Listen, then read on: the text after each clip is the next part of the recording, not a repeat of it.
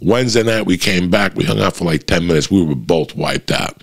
And fucking Thursday night, holy shit. Lee left at like 9:30, and I went right to bed, guys. I walked him to the stairs. He walked out. I had an option to come back and watch TV, and I was like, I'm going to at least try it. I went upstairs. I hit the crib. I don't remember falling asleep. All I remember is being 8 hours in fucking the fucking whoop watch. That's the biggest sleep I've ever had. I was just tired. Those nights take a lot out of me because I'm fucking, you know, I get butterflies. Listen, man, I get butterflies. It's crazy.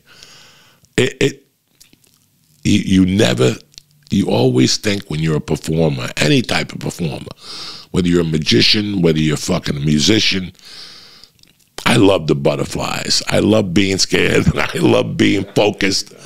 I love that feeling of the borderline puking. Guys, I've never puked before a set. But I've had a lot of dear friend comics that have puked. They used to barf before their sets. I've never been that bad. But I'll tell you what, man, the butterflies are just tremendous when you mix it with the THC. Thank God. No, I had no mushrooms in my system because the fucking stairs, you got to walk up and down stairs there like 2 flights. And whenever I eat mushrooms, I get winded. For some reason. I don't, is that, okay.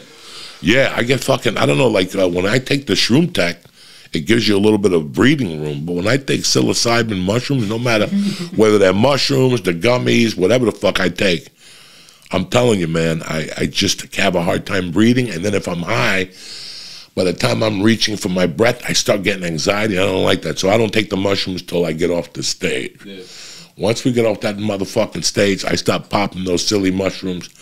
And I tell you, I eat like 4 or 5 of them just to set. Like, I built my tolerance to them now, so I can eat a whole bag. Yeah. My brother's eating a whole bag at night. He eats 10 fucking just to fucking walk around in the afternoon. Wow. But you know what, man? I feel a lot better since I'm eating the mushrooms. I feel a lot better since I'm microdosing. I get better sleep. I got a lot better clarity. And that's all that fucking matters, man. We're all right. But I got to tell you what I did learn about Wednesday night, which really dawned on me in a weird way.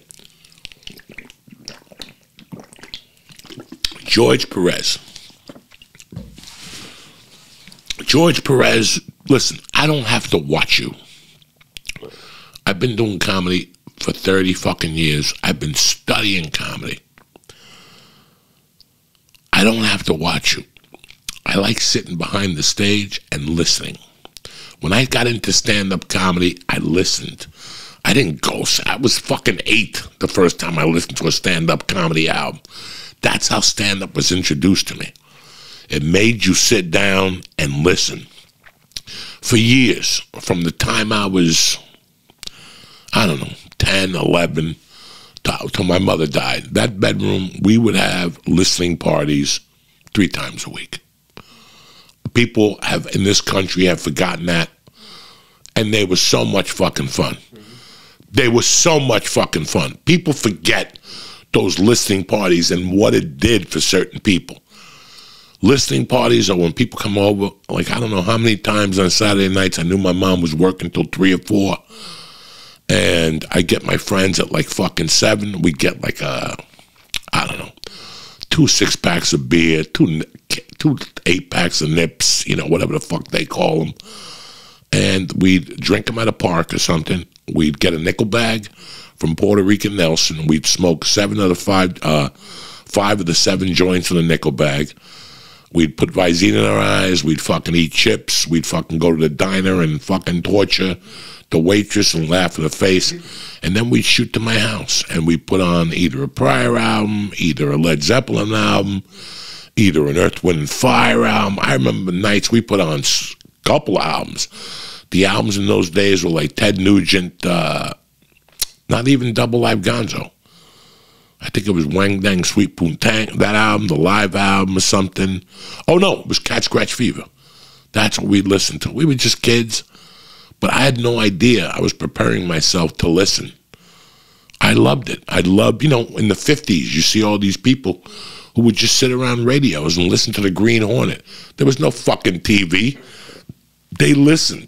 And for years, I loved doing those listening parties. Just, I still remember listening to Led Zeppelin 2 with my buddies and being fucked up. And all of us standing up and playing the air guitar and singing, and it was just the shit you do when you're on drugs. But I enjoyed those nights. I enjoyed listening. I don't know.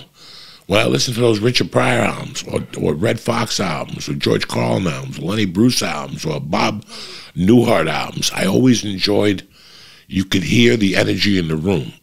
What's going on in the fucking room? Like, you could hear the waitresses. There's so much smoke in the room, it comes through the fucking speakers. Like, you could just feel it when you really immerse yourself into what's coming out of there. Anyway, enough with that shit. So I'm sitting there listening to George Perez's set. And I didn't even watch him. Just, his timing was fucking impeccable. George Perez's timing was fucking impeccable. You know, it was my show that night, but it was George Perez's night. And just from a comic point of view, watching somebody improve that much, I mean, I haven't seen George. I bumped, you know, when I went to LA, I saw George. George and I talk all the time. I watch his podcast. I watch his fucking videos, you know, all the Mexican stuff. And I see what he's doing in LA. And I know he's working hard, as is D'Agostino. My friend D'Agostino, I heard, is fucking becoming a killer. I hear Eric Roach is becoming a killer. Lee is becoming a little killer. He's just finding his fucking way. But Lee is a very good writer. But to get back to George Perez and what I learned that night, for all the young comics that ask me questions and whatnot, this is always a good thing on a Monday morning. I learned that while I was sitting there, first of all, the Comedy Store is still the best place in the world to get your timing up. I have never seen that. I remember walking into the Comedy Store, and years later, people coming up to me going, Joey, we haven't seen you in 18 months. Your fucking timing, your timing. You know what timing comes from? Listening. And I swear to God, I did thousands of shows and thousands of sets, but never in my life did I feel the improvement from those 3-minute spots on Sundays, those 15-minute spots during the week, you know, having to bring up somebody. When you do a show, you have an MC. At the Comedy Store, you bring yourself up. And I don't mean to harp on the Comedy Store, but when I hear somebody like George Perez doing what he's doing, I can't think of anything else. And I know George works, and I know George does a lot of spots in other places. The store gives him 3 fucking, but I heard Ryan, I saw a stand-up comedy, I saw Ryan Sickler stand up the other day, and I was like, Ryan has fucking improved a lot. Why? They all got passed at the Comedy Store. In that short period of time, if you really believe what you're doing in your sets and you really comprehend what's going on in the store, listen, first time you start going up in the store, it's like going to jiu-jitsu. It's like doing anything else. You're just trying to fucking survive. You're just trying to survive, you know, like you know, you're like, I'm just going to go up there and try my best. You try to survive, and you try not to fucking bomb when you're a comic, you know. And then after a couple of weeks, you start getting the hang of it. But you don't get the hang of it. We'll get to that later. You start getting the hang of it. You don't even know what's really going on. You're very excited. You're regular at the Comedy Store. Things are moving. Things are starting to happen. I might as well call fucking Howard Stern and tell him to suck my dick. There's a new sheriff in town. You get all these thoughts in your head. You're excited. But once that settles in, you start paying attention.